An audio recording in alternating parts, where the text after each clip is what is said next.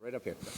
Todd Bender, Mid-Hudson News Network, here with Poughkeepsie City School District Superintendent Dr. Garrett Grosser, and we're at Morse Elementary, which is the favorite school of New York State Senator Rob Rolison. I believe you've got like some residency here, and both these are smiling now. The problem is Governor Hochul's made some cuts or proposed some cuts that's going to hurt Poughkeepsie and several schools in your district. Tell us about it. Well, in the information that we received late Thursday evening, Poughkeepsie is set to see a reduction in overall state aid of approximately $1.4 million, which represents 1.41% compared to the previous year.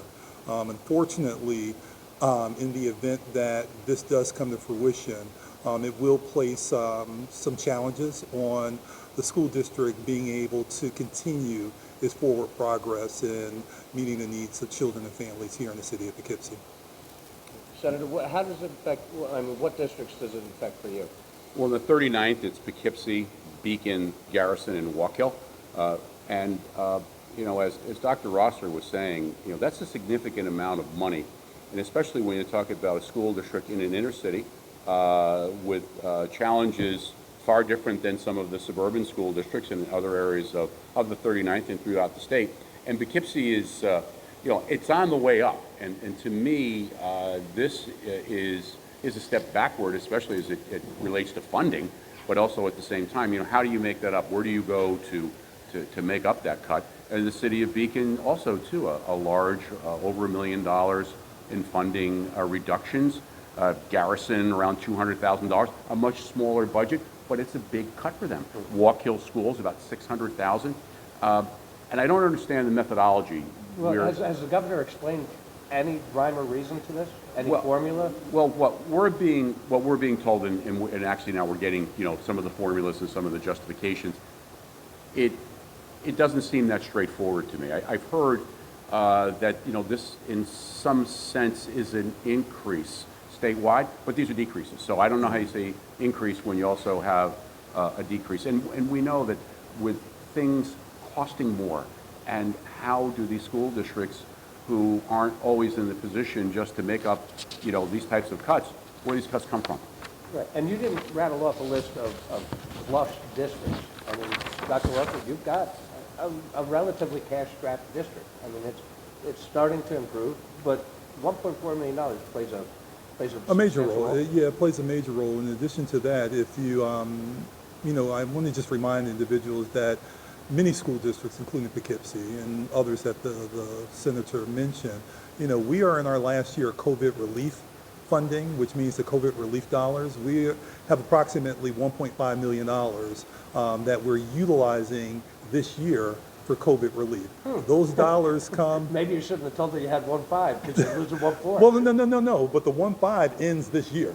So at the end of this year, which means that we're looking at a deficit of approximately $2.9 million, in which we have prepared for the 1.5, but the 1.4 is a shocker to us because we were hoping that we would see additional increases.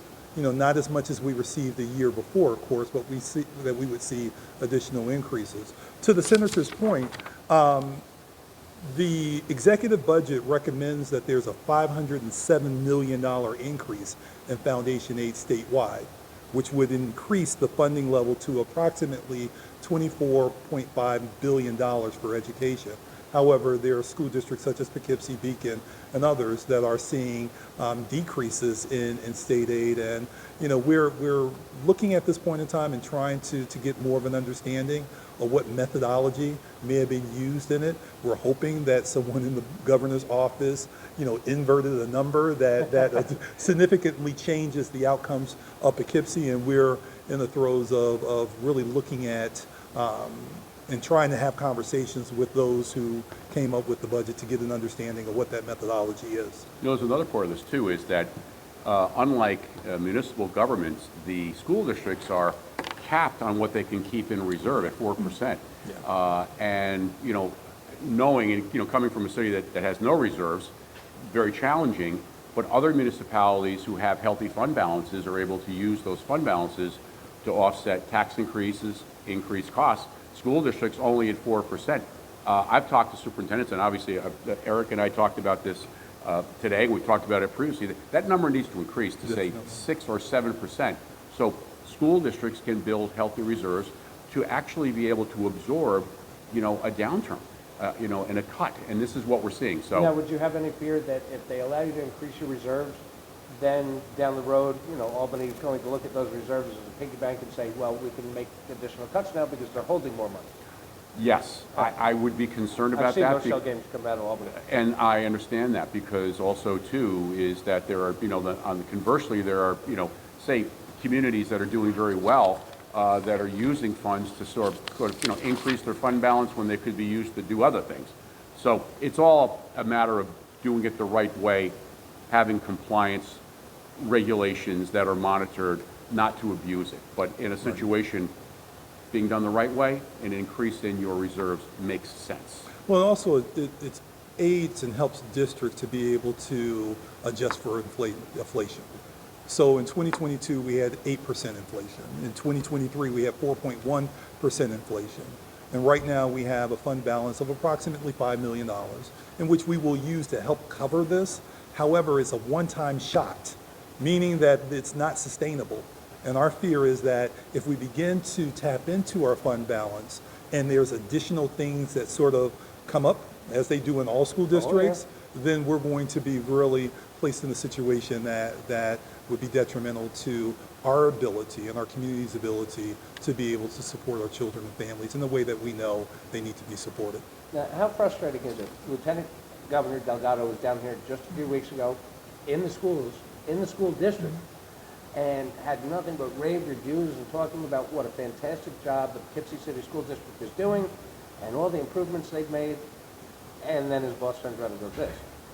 Is that, do you find that frustrating, or do you find that it a tool to lobby? I find it's somewhat confusing. That's why, and we understand that the governor, has individuals working to put the budgets together for her, and I'm not certain if he knew.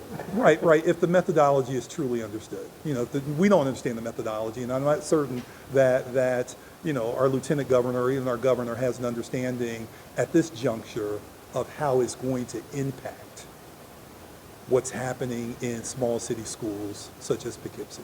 Yeah, I think, for me, just completing 7 years here as mayor in the city of Poughkeepsie and having a personal working relationship with this school district and especially this building, and I have seen the changes over the past several years, and especially with the capital improvements and all the things that they've been able to accomplish, settling a contract. There is this feeling, at least for me, that there is the upward movement within the system, and having a funding cut, it's not good for the morale of the folks that are moving it forward and having to make changes. Hopefully, and I know that Dr. Rosser and the team will do everything they can. That doesn't really adversely impact the entire district in a way that really sets it back. But there's going to have to be cuts, and that's why it's important that the Senate and the Assembly and the governor's office come together to figure out how school districts that can least afford these cuts will be made whole. That is our goal. I know in the conference, we had conference yesterday before session, and that was what our conference was talking about, because we were hearing about the school runs, where the cuts were coming from, both inner city and suburban districts, with no real understanding at this point of why. It's frustrating because we spend a lot of money on our children, and we want them to succeed. And we have people in place that are doing it, but they need the funds to carry out the mission. That last night, the board, myself, during our workshop meeting, did have a long, in-depth conversation around what this may look like, and the board and myself are very much committed to keeping student programming in place as well as staffing in place for this upcoming year. It's going to be a challenging budget for us. However, we are still committed to making sure that all of our employees who have been very much dedicated to the work that we've engaged here in the city of Poughkeepsie, as well as the student programming and our community-based partners who have been very much dedicated, that we're looking to protect as best as we can, programming and staffing for this upcoming very difficult budgeting season for us.